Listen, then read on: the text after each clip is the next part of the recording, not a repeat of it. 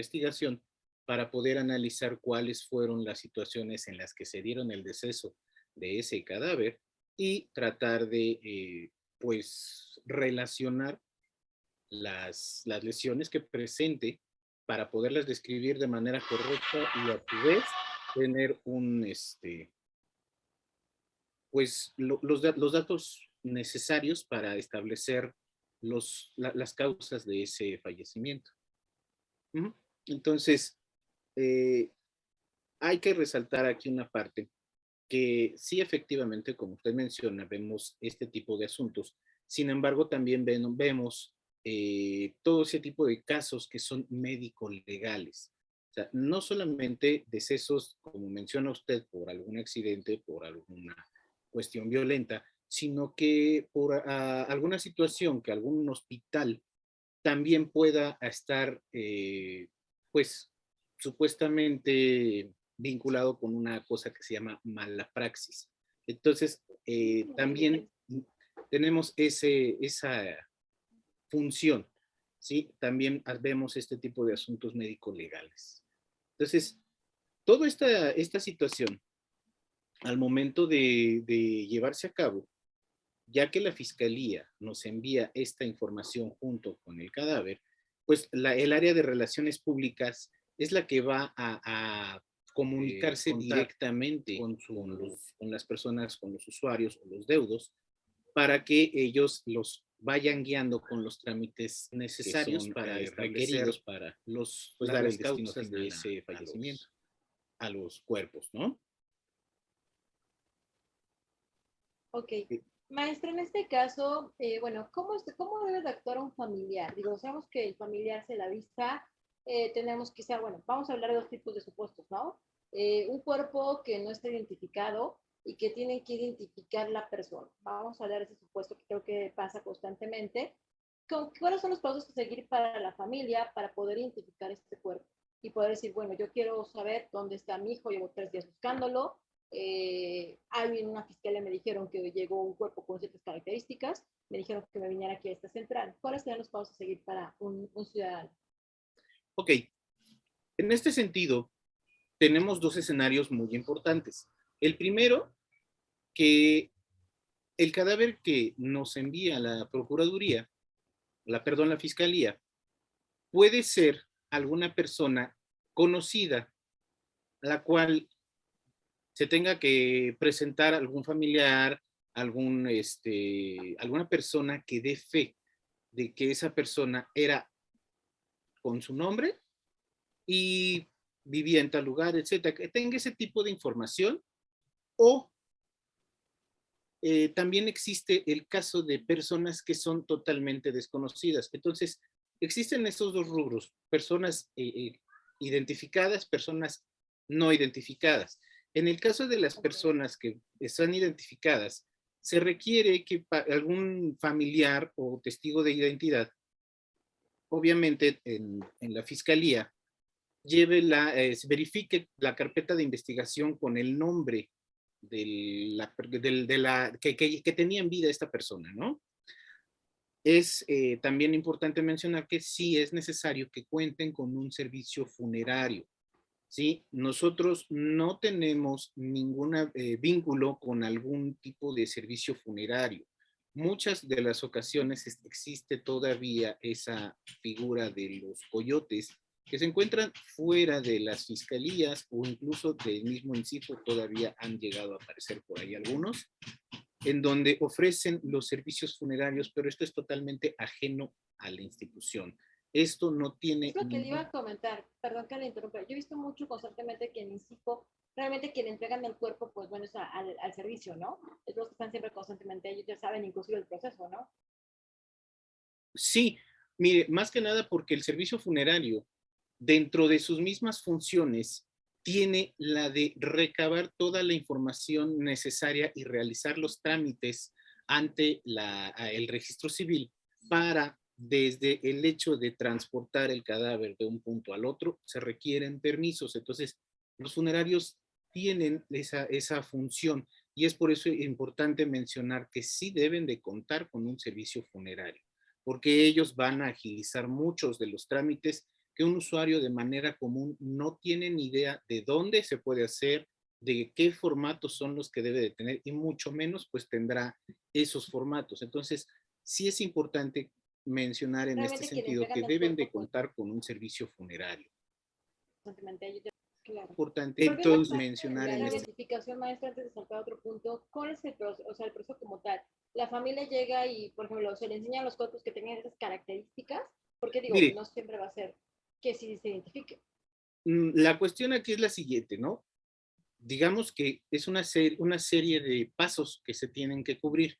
O sea, desde el Ministerio Público, en donde se inicia la carpeta de investigación, el tener el servicio funerario para que realice toda esta gestión, tener una entrevista con los testigos de identidad en nuestras instalaciones para verificar toda esta información que ya se ha brindado en la Fiscalía y a su vez los demás elementos que nos puedan aportar a nosotros. Es importante que estos familiares o estos testigos de identidad sepan alguna información relevante sobre las personas. Es decir, vamos a hacer una descripción de la persona, ¿no? Vamos a ver cómo era la persona en vida, si tenía alguna característica en especial, llámese tatuajes, llámese cicatrices, si presenta alguna placa quirúrgica, etcétera. Todo este tipo de cuestiones se tienen que dar o explicarse en la entrevista para poder dar trámite a lo que es la entrega de los cuerpos o de los restos, porque no necesariamente es un cuerpo entero, puede ser un fragmento, alguna parte, algún segmento corporal. Estos, serie de información, aparte de algunos documentos que avalen la identidad de ese cuerpo, son necesarios que se hagan presentes en esta entrevista. Esto solamente con testigos de identidad o familiares en el momento que ingresa. Sin embargo, como le mencionaba, de cadáveres desconocidos que nadie sabe quiénes son, la fiscalía inicia la carpeta de investigación y no tiene un nombre. Entonces ahí cambia un poco el panorama de esta situación, debido a que simple y sencillamente la ley general de salud menciona que los cuerpos que no han sido reclamados tienen hasta 72 horas reclamar, si no, pasarían al área de fosa común. En nuestro caso, somos un poquito En el más... área de que, perdón, maestro, casi no lo escuché. ¿Perdón? En el área de que, perdón, maestro, casi no lo escuché. Lo último. Con respecto a los cadáveres desconocidos, salud indica que debe de haber por lo menos 72 horas para que ese cadáver se vaya a fosa común. En nuestro caso, registramos estos cadáveres y los tenemos resguardo hasta 15 días. ¿Sale? Esto, pues obviamente, tenemos que hacer un registro ante el registro civil, valga la redundancia, ante la Secretaría de Salud para preparar este cuerpo común. En el caso de que pueda ser identificado previo al ingreso a la fosa común o después lo platicaré un poquito más adelante, pero a final de cuentas, las personas que están buscando un cadáver que tiene tiempo desaparecido, tiene que presentarse primero con un oficio de solicitud de una práctica de necropsia que obviamente está avalado por las fiscalías en el caso de denunciar una persona desaparecida. ¿Sale? Se hace también la entrega de un oficio para la entrega del cadáver. Se puede llegar a solicitar una ampliación de la carpeta de la investigación, así también como una copia simple de las identificaciones de los testigos. Esto es importante, ¿por qué? Porque es tanto un escenario donde las personas reconocen el cuerpo como personas que están ahí en depósito porque no saben quiénes son, no saben de dónde vienen. Y nuestro país es un país de paso migrante en el cual no solamente tenemos personas de nuestra nacionalidad, sino personas que utilizan nuestro territorio para llegar a Estados Unidos, buscando el famoso sueño americano. En algunos de esos casos tenemos este tipo de situaciones también, pero esa parte ya la manejan más las embajadas de los países. Ok, eso que nos comentas es muy importante, Máster, porque precisamente, ¿no? El identificar a un familiar es una de las cosas que creo que más nos tiene que ocupar. Yo he comentado en diversas conferencias que he impartido la importancia, maestro, de volver a antes, al tiempo, a tomarnos el tiempo de estar viéndonos a la cara, de estar en todo momento en contacto familiarmente hablando, ¿no? Y hay supuestos, maestro, que usted lo sabe, en donde los chicos, ¿no? Sobre todo en la edad de la adolescencia, nos tocamos en lugares donde nadie nos vaya a ver un tatuaje porque pues nuestros papás a lo mejor se oponen a eso, o nos ponemos un piercing donde nadie lo sabe porque pues nuestros papás no están de acuerdo con eso, y los papás a veces por la carga de trabajo, por no estar en contacto, porque a veces nos distraemos con todo, no sabemos de eso, ¿no? Entonces cuando pasa un hecho como estos, lamentable, y le preguntas al papá, oye, lléname el cuestionario en formato, o dame la descripción al fiscal, pues no son, digo, dando descripciones generales, ¿no? Pero a lo mejor, como usted dice, maestro, el médico, tanto el legista como el criminalista, pues ven sistemas de identificación externos, ¿no? Naturales y artificiales, como los que se acaba de comentar o que acabamos de comentar,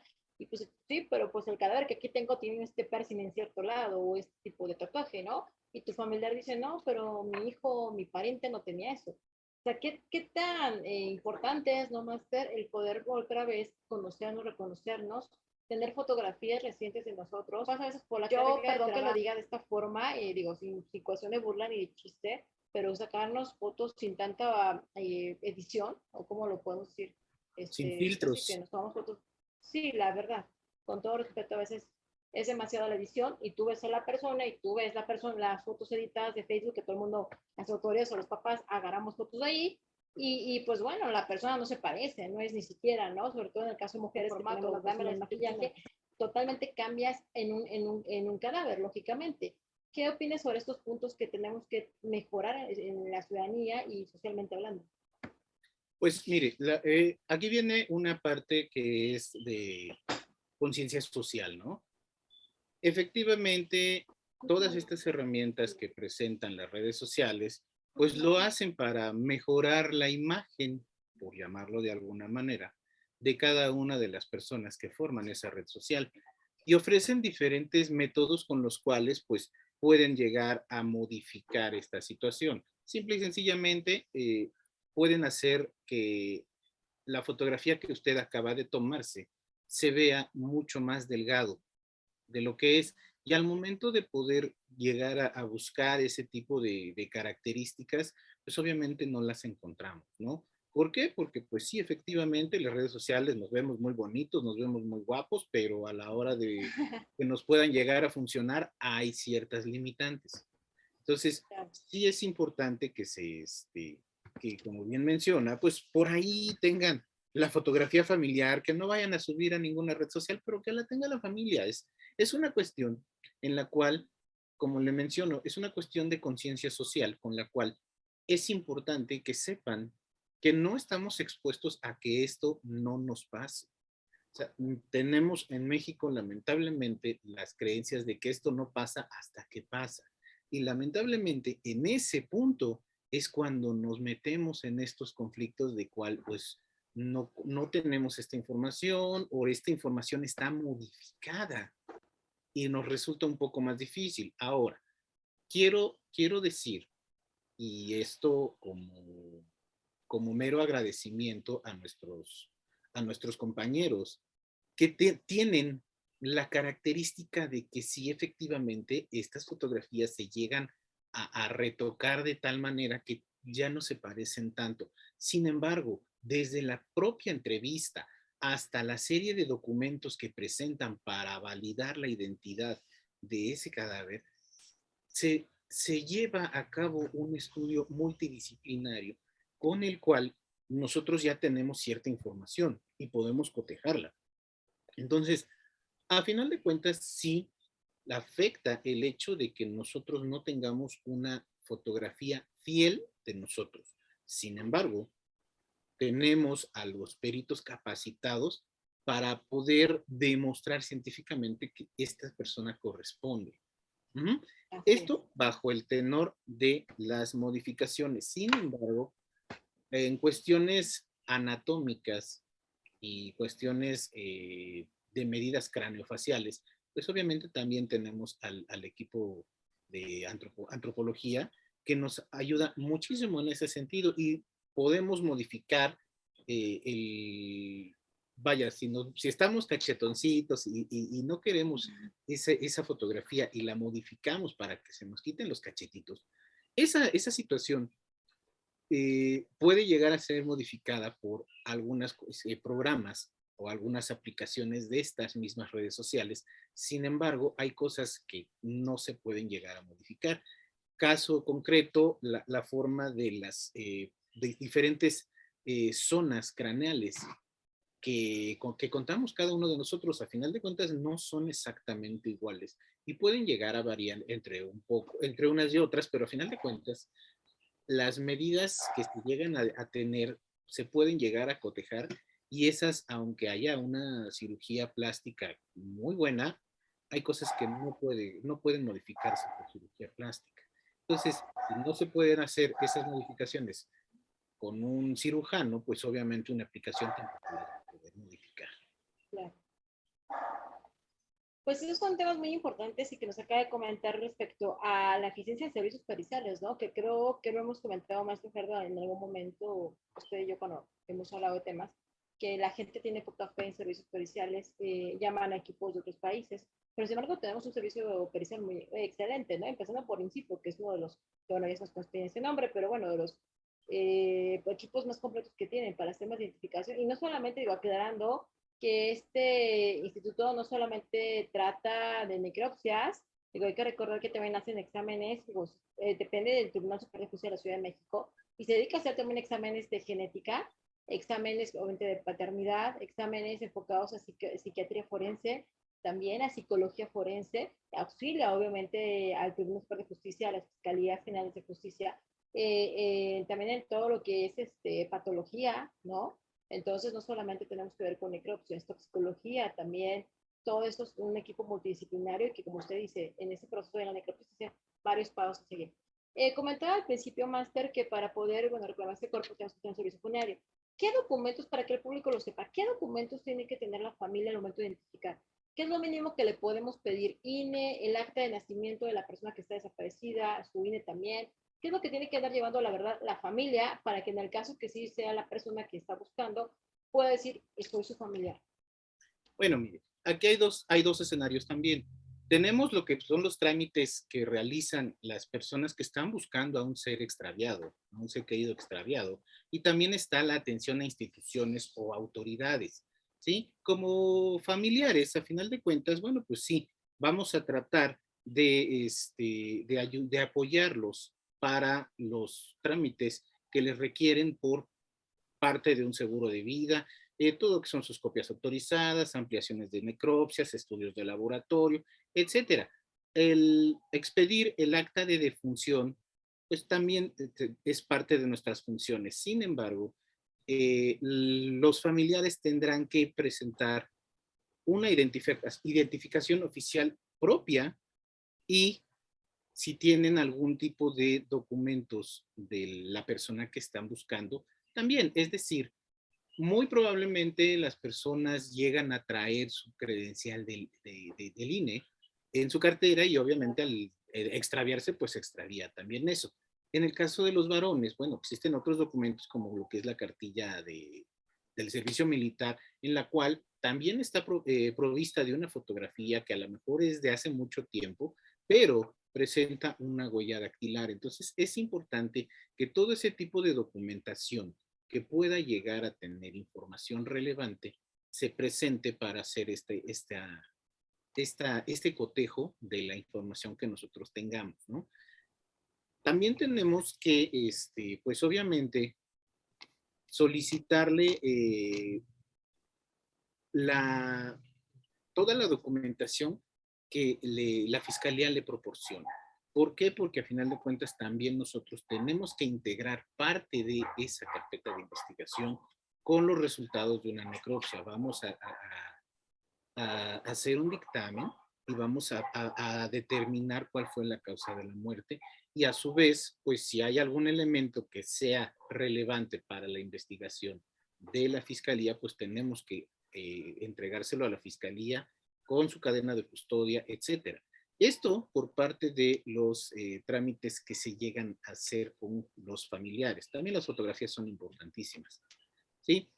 Ahora, en cuestión de instituciones o autoridades, también lo que nosotros podemos hacer es, pues, facilitarles los resultados de las necropsias, las fotografías de la misma, proyectiles o indicios que sean recabados por por la misma necropsia, así como también sus ampliaciones y sus estudios de laboratorio. Esto se tiene que hacer y lo va a realizar personal autorizado por fiscalías, policías de investigación que presenten su oficio en el cual están requiriendo esa documentación. Hay otras instituciones que pueden llegar a solicitar información, pero esta sí ya la tienen que realizar de manera directa en la dirección del Instituto de Servicios Periciales y Ciencias Forenses, debido a que es información, por ejemplo, del INAI, del INEGI, etcétera, que son, son instituciones que requieren información por parte de nosotros y obviamente se le tendrá que hacer bajo los protocolos que las mismas autoridades conocen y han establecido de algún tiempo ya atrás. Excelente, maestro. Qué bueno que nos dice estos elementos, creo que son súper importantes que el ciudadano lo conozca. De por sí, maestro Gerardo, el hecho de perder una familia, un familiar en una circunstancia como esta es compleja para una persona que quizás nosotros, maestro Gerardo, ya estamos habituados, ¿verdad? Usted que todos los días trabaja en ese instituto, pues digo, está habituado, ¿no? A ver estas situaciones, a ver familiares yendo obviamente identificar, pero la gente que no está habituada se le hace un proceso muy difícil y muy más complejo cuando no lo saben. Por eso te invitamos, queridos escuchas, que por favor nos estén compartiendo este video. No sabes a qué gente le puede estar cambiando la vida con el hashtag el ABC de tus derechos, Interfrica TV. Por favor, comparte este video porque de verdad es muy importante de interés social que la gente sepa cuáles son los protocolos a seguir, porque definitivamente te agarran en un momento donde no estás pensando, maestro, y usted lo sabe, si está la INE, si está el acta de nacimiento, ¿qué debo de llevar? O sea, la gente no está pensando en eso, lo único que quiere es ver a su familiar o saber dónde está, porque a lo mejor tiene días desaparecido y no sabe ni dónde está. Y con todo lo que se escucha todos los días en este país, creo que la gente cae en un proceso más difícil, ¿no, Máster? De miedo, de un miedo por las noticias, por todo lo que escucha, sobre todo cuando es una mujer la que desaparece. Creo que la familia ya está superditada a pensar lo peor, la peor catástrofe, y más cuando no tenemos el conocimiento de esto. Hay preguntas, Master, y saludos. Licenciado Juan Hernández, buenas noches, excelente tema de interés general. Muchas gracias, licenciado. Canecita Parra, buenas noches, saludos. Maestra Gila Nava García. Ay, gracias, Canecita, muchas gracias. Cintia Arellano, ¿hay un número de rasgos que tienen que coincidir para que se determine qué es la persona que se busca? Maestro Gerardo, no sé si nos puede dar contestación a esta pregunta. Mire, un número como tal, no. Lo que se tiene que hacer es, como le menciono, todo lo que es un estudio para determinar una identidad es un estudio multidisciplinario en el cual pues vamos a ver características de diferentes índoles. Ahora con la cuestión de los cambios de sexo es un poco más complejo. ¿Por qué? Porque nosotros tenemos características que pueden llegar a modificarse corporalmente y otras que realmente no van a ser modificadas. Entonces, esta parte de donde hacen su cambio de género es un poco más complejo y no podría yo llegar y decirles, miren, con que tengamos 15 puntos, 15 puntos de unos datos que nos dé el familiar, pues le vamos a entregar un cadáver. No puedo dar una No es como cifra la concreta. filoscopía, ¿no? No puedo dar una cifra concreta, pero sí por lo menos explicarles que, por ejemplo, para hacer una solicitud de necropsias, tenemos que tener una orden escrita por parte de la autoridad ministerial, ¿no?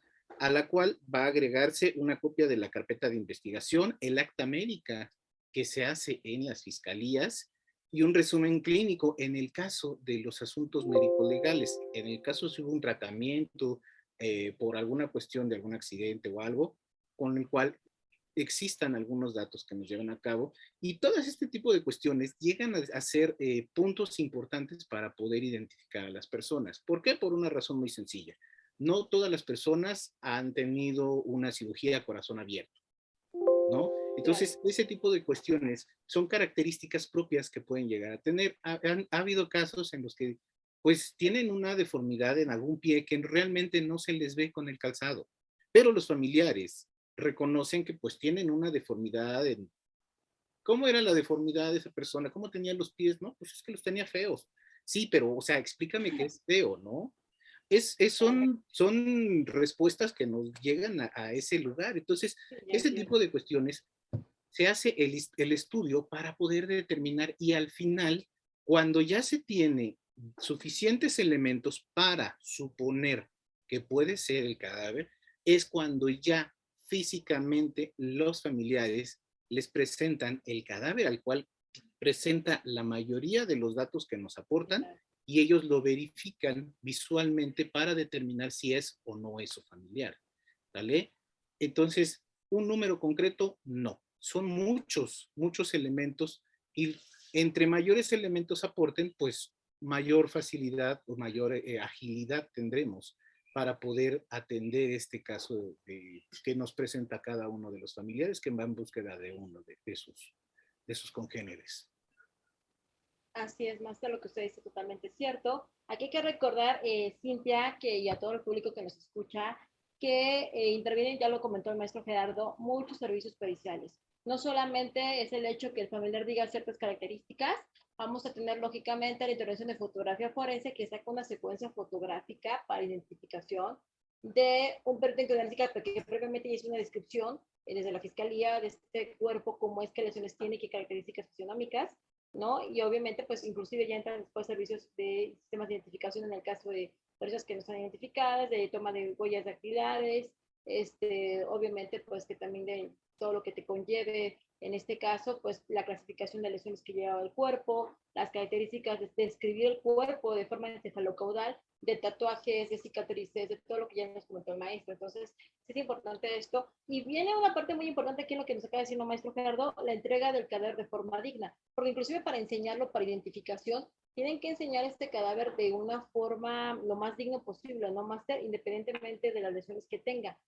Recuerdo mis primeras necropsias hace 10 años que tuve la fortuna de estar en, antes todo se llamaba CEMEFO, un accidente hecho de tránsito, dos primos que se estrellan ahí en el periférico, uno de ellos prácticamente de la cara se estrelló contra el asfalto, no tenía cara, uno de ellos con, recuerdo, pues parte del brazo zafado, pero lo que vamos es que recuerdo mucho como un médico forense reconstruía la cara, se sentó, puso lo que nosotros llamamos el zócalo en la cabeza, se ponía a coser la cara para entregar este cuerpo, ¿no? Es una cosa muy importante también que tiene los servicios médicos forenses, ¿no, Máster? Esta situación de entregar el cadáver de forma lo más digna posible. Y después adicionó años después que en el protocolo se añadía un apoyo de maquillista forense, ¿cierto, Máster? Es correcto, sí contamos con ellos. Además de que, bueno, pues obviamente estamos hablando de cuestiones, pues vaya, cuestión de identificación humana, que pueden llegar a ser muy crudas el hecho de llegar a ver un cadáver físicamente. Ya no se hace frente a uno, es decir, ya no se hace de manera directa, se hace a través de un cristal. Pero para llegar a ese punto, primero se tuvo que haber mostrado las características del cadáver a través de fotografías. Esto para restar una parte del impacto que puede llegar a tener el hecho de ver a un familiar en esas características. Totalmente. Eso es muy interesante. Y es la parte bonita de su trabajo, ¿no, maestro? Del trabajo de todo el equipo que ustedes tienen allá. Esta parte bonita de dar tranquilidad a un familiar, ¿no? A la entrega. Digo, si es duro el proceso, si es duro saber que tuvo una muerte violenta, por así decirlo, pero también esa parte de más digno, lo más digno posible entregar este cuerpo. Por eso se adicionó lo que comentábamos, ¿no? Del maquillista forense que inclusive pues maquilla literal al cuerpo, peina literal al cuerpo para entregarlo con los servicios funerarios lo más correcto posible, ¿no? Sí, y además de todo esto, también bajo el respeto de las diferentes creencias y cultos religiosos que hay.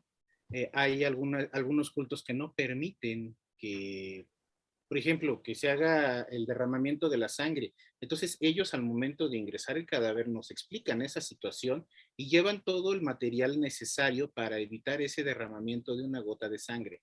Esto ¿En es por serio? cuestiones meramente de creencias religiosas, pero dentro de todo eso estamos en la obligación de respetarles sus creencias y tratar de adherirnos lo más posible a estas creencias. Interesante eso, ¿no? Cómo también incide esta situación. Qué interesante sería, pero bueno, el programa sería demasiado, ¿cómo se llama? Largo, si hablamos más sobre este punto. Nos dice Cintia Arellano que muy interesante, que gracias por haber respondido su pregunta, maestro Gerardo. Beatriz Guevara nos dice, cuando son extranjeros, ¿qué se hace, maestro? ¿Cambia algo el protocolo de entrega de cuerpos cuando son extranjeros? Cuando son extranjeros, comúnmente lo que pasa es que hacen la denuncia del extravío de su familiar y mencionan que pues se fue hacia Estados Unidos y que en tal lugar dejaron de tener comunicación con él y no saben de él. Entonces, dentro de las propias embajadas, llegan a solicitarnos nosotros información. ¿Sabes qué? En tal lugar tengo a un familiar que está buscando a una persona con estas características. Nos entrega toda esta información que nosotros requerimos, la cotejamos y verificamos que pudiera llegar a ser ese cadáver que nosotros tenemos en depósito. Esta situación hace que las embajadas directamente entren en contacto con nosotros para poder hacer el cotejo de esta información. Y después de esto, al momento de tener pues vaya, la respuesta por parte de nosotros que ellos le hacen llegar a su vez a sus compatriotas, ya determinan si son o no son y se pueden llegar a hacer estos trámites para repatriar estos restos. Entonces, todo eso lo hace la embajada, pero en algunos casos han llegado a atraer a los familiares aquí a que hagan el reconocimiento físico del cuerpo y se lo lleven. Pero eso ya es labor de las embajadas. Sí, ahí entré en las embajadas. Muy bien, muy buena respuesta, Master. Gracias. Nos pregunta Roberto Mejía en la página interjurídica. ¿Qué sucede cuando se encuentra solamente alguna parte del cuerpo? Es decir, una mano, un pie o algo así. ¿Cómo lo identifican o qué procede cuando no existe una identificación dental, craneal o maxilar?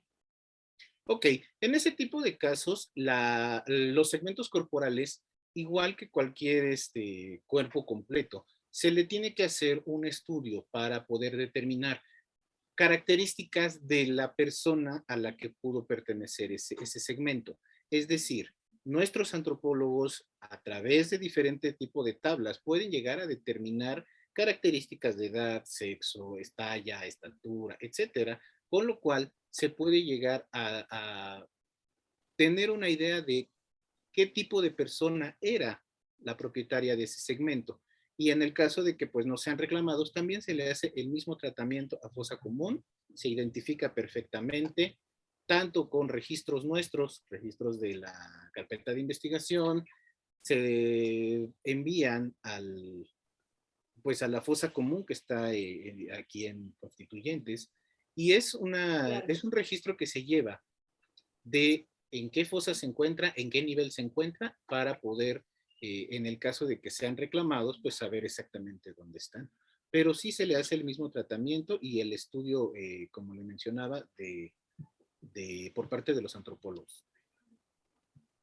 Excelente. Y eso volvemos a decir, todos los servicios periciales hacen una función multidisciplinaria totalmente, de un excelente trabajo. Inclusive hay que recordar, digo, ahorita estamos hablando nada más de cómo reclamar el cuerpo y cuáles son los pasos a seguir. Pero si hablamos más allá de la investigación, te pide una N cantidad de procesos para identificación y para investigación del hecho delictivo, como toxicología, por ejemplo, tomar la muestra del hígado, ¿no? O del páncreas para llevar a toxicología y saber si tenía veneno o de alcoholemia, etcétera.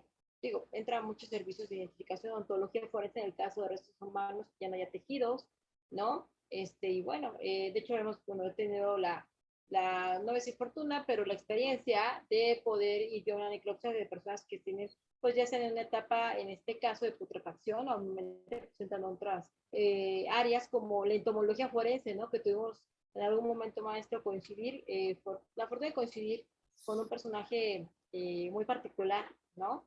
El entomólogo forense Arturo, no fuerte su apellido, que Cortés. bueno, en paz descanse ya,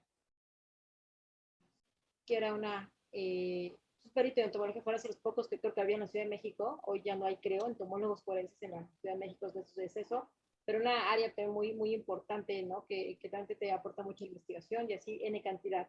Nos dice Aida Landeros, es importante saber qué hacer. Gracias, Aida, es correcto, es importante saber qué hacer y espero que les esté gustando este programa. Por favor, opinen, hagan sus preguntas, es para ustedes este programa. Los temas también, recomiendo unos temas, digamos, de qué quieren que hablemos y a qué invitado, pues ahora sí que invitar y con gusto vamos a dar seguimiento. Máster, por último, ya una vez que en este caso se identifica a la persona, yo todo vamos a entregar este cuerpo. Se le entrega entonces a los servicios funerarios, ¿verdad? En este caso, y obviamente previo a que ya se cotejaron documentos y todo, ¿o qué más procede? No, digo, es correcto, se tiene que cotejar toda esta información. En el caso de personas desaparecidas, pues obviamente es un proceso un poco más largo, ¿no? En el caso de personas que van a un ministerio público por alguna situación en la cual identifican el cadáver, pues lo llegan a identificar en parte ahí mismo en las fiscalías, ¿no? Y esto ya acelera un poco el proceso, pero a final de cuentas es un proceso largo, es bastante tedioso incluso por la misma necesidad de que la gente quiere a su familiar para darle la sepultura con todos sus ritos funerarios, y eso llega a desesperar a las personas. Entonces, tanto la fiscalía tiene que hacer su trabajo de investigación como nosotros tenemos que realizar nuestro trabajo para determinar las causas del deceso.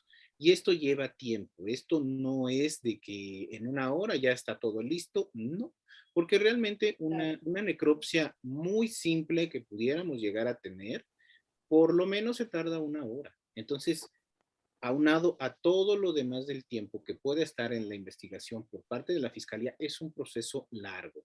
Entonces, realmente entiendo y todos en nuestro instituto sabemos cuál es la necesidad de la premura de ese cadáver, de que se realice nuestro trabajo lo más pronto posible, pero sí también es importante mencionar que esto no es de identificar y hacer este tipo de estudios no es de un tiempo corto, es un proceso prolongado, sobre todo por todas las repercusiones legales que tiene. No podemos darnos el lujo de equivocarnos.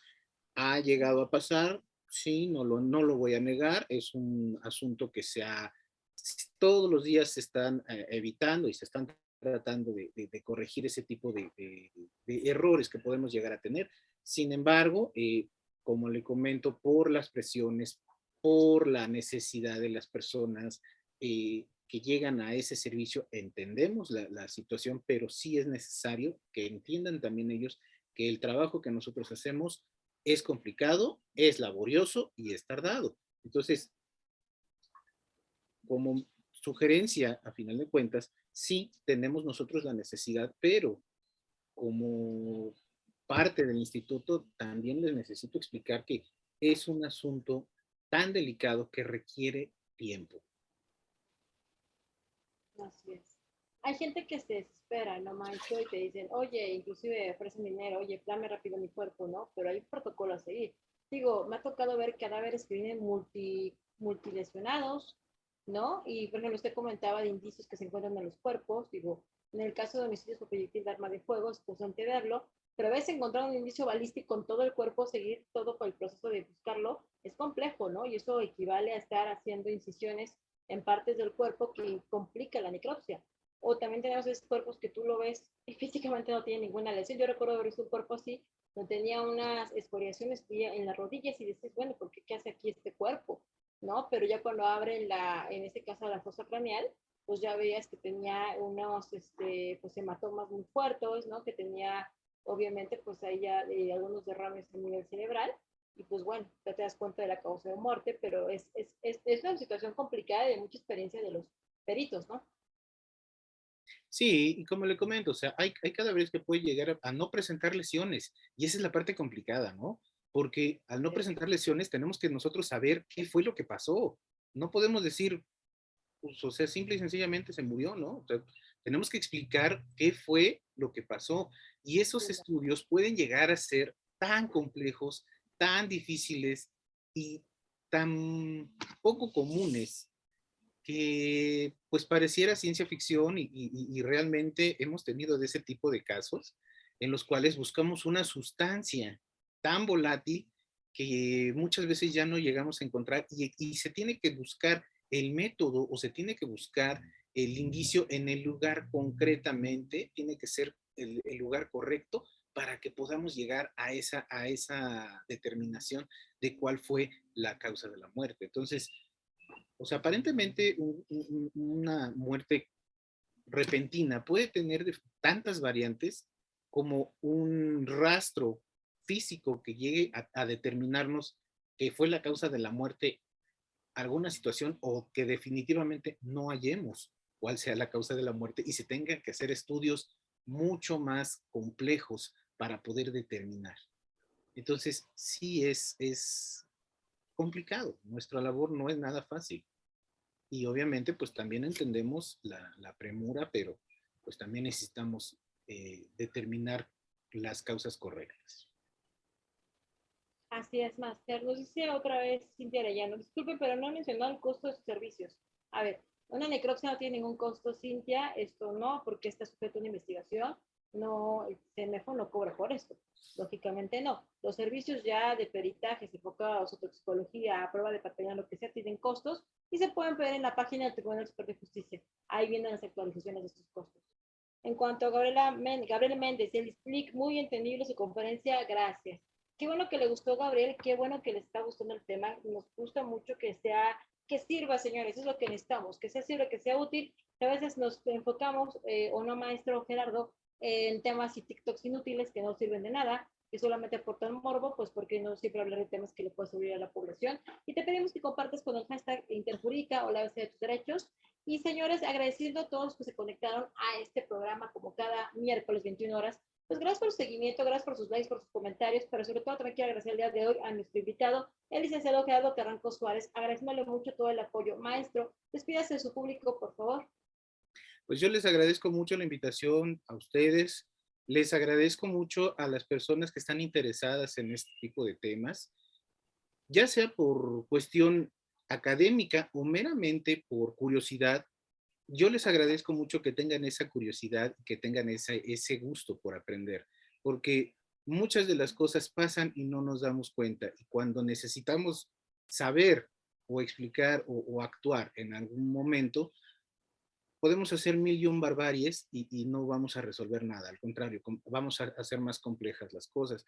Entonces, qué bueno que mucha gente lo haga de manera, pues vaya, por iniciativa propia y no porque los manden, ¿no? No porque las escuelas les digan, tienes que ver esto, tienes que hacer aquello. Que realmente tengan la curiosidad. La muerte es un tema bien difícil. Todo mundo hacemos burlas, hacemos memes de la muerte, de los cadáveres, pero cuando es un tema serio, todo mundo huimos.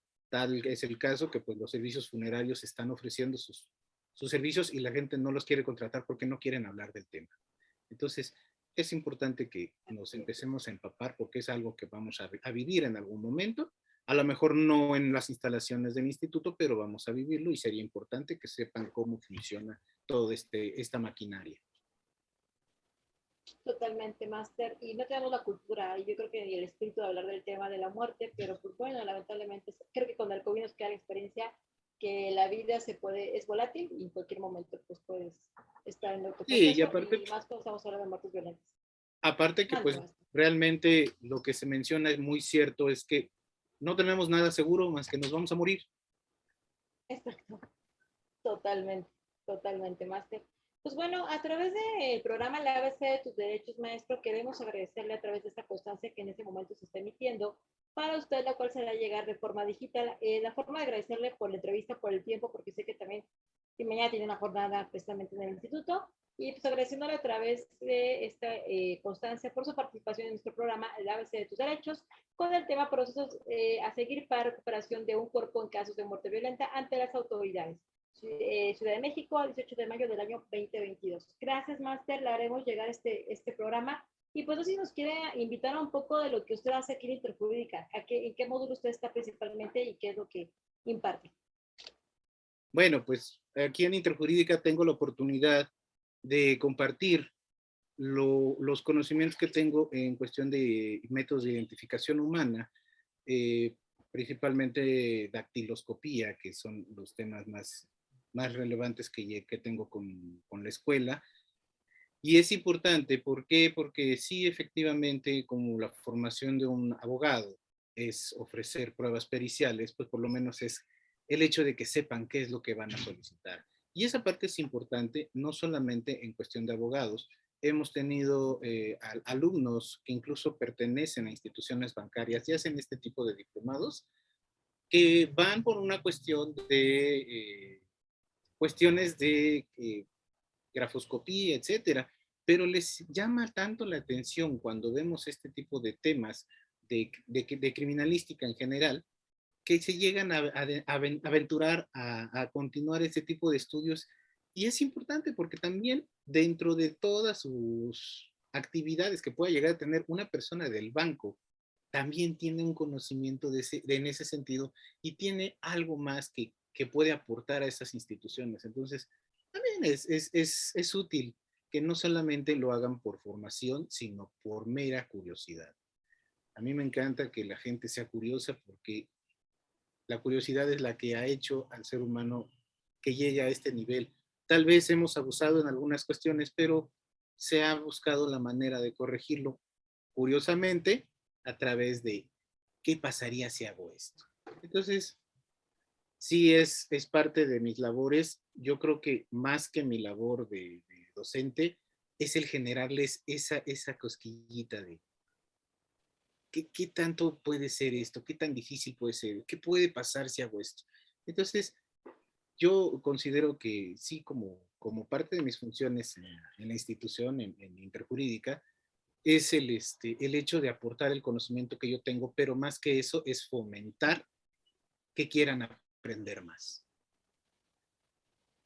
Perfecto, máster. Y los alumnos quedan muy contentos con usted. Creo que es de los maestros con los que más sienten comunicación y empatía y lo hemos visto. Muchas gracias, máster, por esta conferencia. Voy a leer por los últimos mensajes, maestro, que nos están mandando la gente. Gracias por escucharlos, Flor Aguirre. Muchas gracias, excelente información. Gracias, Flor.